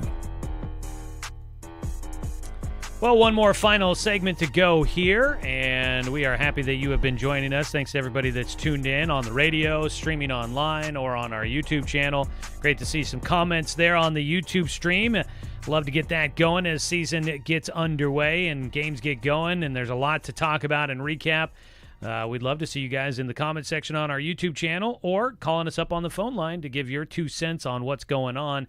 Don't forget, you've got another opportunity with local sports talk coming up this afternoon, 3 to 6. It's the Bald-Faced Truth with John Canzano. He's been having some great guests this week. He's had both head coaches for the Ducks and the Beavers, Trent Bray and Dan Lanning, have been on the show. Dan was on yesterday. I caught most of that interview. Great one there. He had Rob Mullins, the athletic director from U of O, on. Some great stuff there. Had Jaden Robinson, the defensive back from Oregon State, on. And so some great stuff. Now that football season is really here, the Bald-Faced Truth is going to be a great source for all of the insight into what's going on with Ducks and Beavers throughout this season. So make sure you tune in every weekday from 3 to 6 right here on The Score.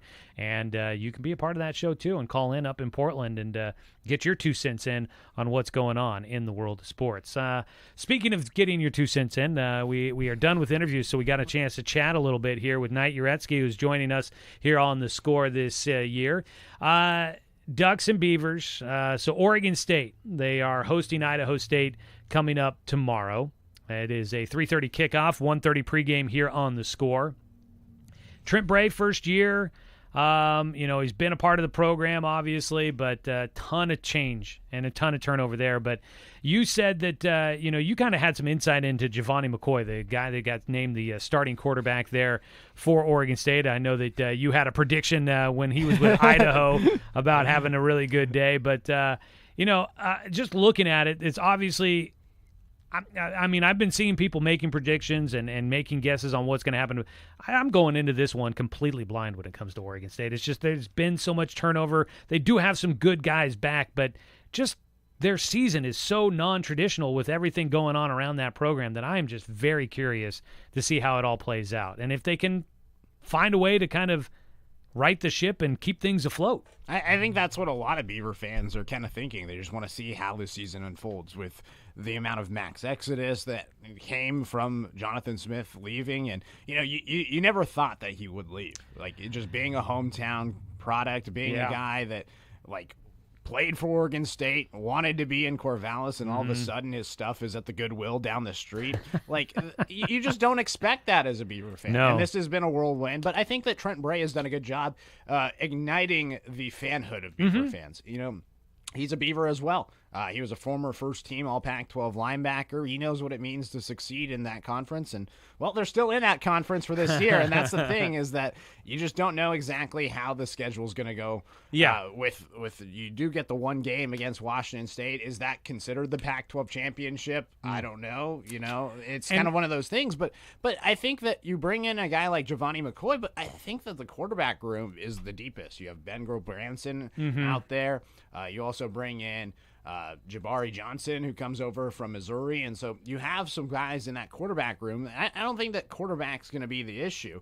Jam Griffin comes back after a season at Ole Miss. So there's some positives. It's just trying to figure out what the rest of the team looks like. The defense is going to be completely different. And I think that's where Oregon State might struggle a little bit compared to previous years, where the defense really was one of their best weapons. And now this season, It may not be, but I think that you have a defensive-minded coach in Trent Bray. You bring in a couple of former Oregon State players that know what it means to be Beavers and have them on the coaching staff. There's a stat out there that Oregon State has 4 coaches that are former Oregon State players coaching on their team. The only teams that have more than them are Air Force and Utah. And so you think about those programs and the success they've been able to build with that camaraderie, with that culture. And I think that Trent Bray is building that. It's just going to take some time. Yeah, it definitely. The question that I have, I agree. I think it's going to take some time. I think they can get there. The depth issue, I just don't feel like they can't sustain injuries. So, like being able to keep things going throughout a season where you get the usual things that happen. Guys get hurt or maybe just don't quite live up to the expectations, and trying to find those pieces to be able to fill in behind that could very well be tough. And the question to me is just how long can they keep the life raft going? That's the big thing. Like, they're in a spot where they don't really have a lot of leash to be able to make up if things don't go right from the get-go, and they could find themselves continuing to search and, really having to settle just to be able to keep things going in that football program. So it's critical. It's a critical year, and just the fact that they've got to really kind of continue to establish themselves and play for the program's life. And that's the other thing, too, is that, in years past, you look at the schedule and you're like, okay, Oregon State should handle these teams. Mm-hmm. Oregon State should handle a UNLV. They could handle a Nevada, But all of a sudden, they're kind of on the same playing level. This easier schedule that they have ahead of them doesn't look so easy when you're looking and seeing that they're playing Purdue, they're playing San Diego State, they're playing a Boise State, they're playing Colorado State, they're playing Cal even still. I'm glad that they're keeping that around, right? They have tough matchups ahead, and so even though they're dropping down and they're not necessarily facing the Pac-12 gauntlet, with the roster that they have and just the schedule they have ahead, it might be a challenging year for Oregon State. What's really tough is to think of what could have been if it hadn't been for the Exodus with the likes of, maybe DJU sticks around with Damian Martinez back there and with Jonathan Smith still at. What could have been is you play that game.